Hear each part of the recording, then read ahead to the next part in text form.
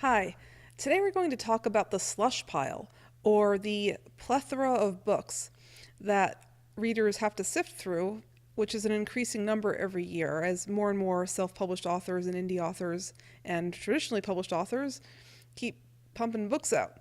Now, in the days of print before the internet, this wasn't really a problem because books would go out of print. Digital books don't really go out of print, or very rarely.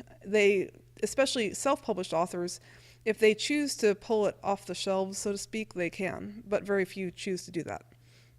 So there's basically an increasing inventory that's been happening. And the number of people that read ebooks is going to be finite because not everyone, like most of the people in the world that want an e-reader now have one. And of course, that number will continue to grow slowly, but it is a slow growth. And so this is a problem, of course, for any new debut author. They've got to stand out from the crowd. The statistic is something like one book is published every 5 minutes on Amazon. And so how does one stand out? This is also like if you're an author you want to make this a career as a novelist, this is a problem because there are lots and lots of people that wrote a book. Maybe they didn't take it, they're not thinking of it as a career. They did it for fun, therapeutic, as a hobby. Maybe it's like a nonfiction text or a genealogy text for their family, a book of poetry. And that's out there too, along with all the other self-published authors. So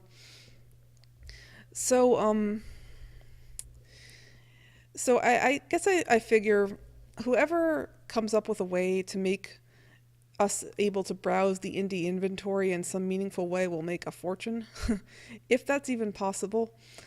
Now, we've seen with the indie music industry and some other, indie comics, indie films, we've seen with some of these other indie arts that there is a pretty thriving industry and well-respected industry for indies in these fields.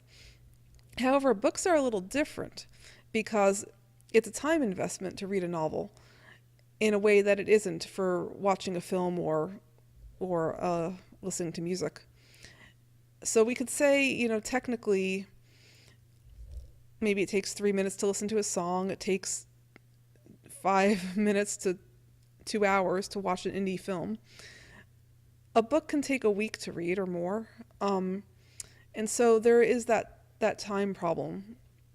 Now one can argue, and I think one should argue, that, well, one doesn't have to read the length of every novel because a lot of them are going to be not so great or not, so if there's a curator who does this, then a curator, somebody who sifts through books, might say, okay, I'm going to invest only 10 minutes or only an hour into each novel and decide at that point whether it's good enough for a certain level of readership.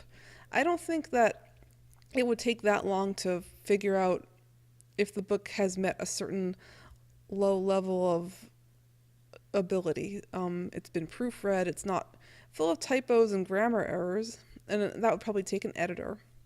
So if there was an editor out there who wanted to put themselves forward as a curator for indie authors, I think that would be a smart idea. So I'm just throwing that out there, and other than that, it's a shark eat shark kind of advertising world for indie authors. Anyway, so I hope that in the future there will be a better way for readers to find the books that they would like personally to read. For now, we have Amazon categories and Goodreads and other services like that, and they work pretty well, but I hope there will be more in the future.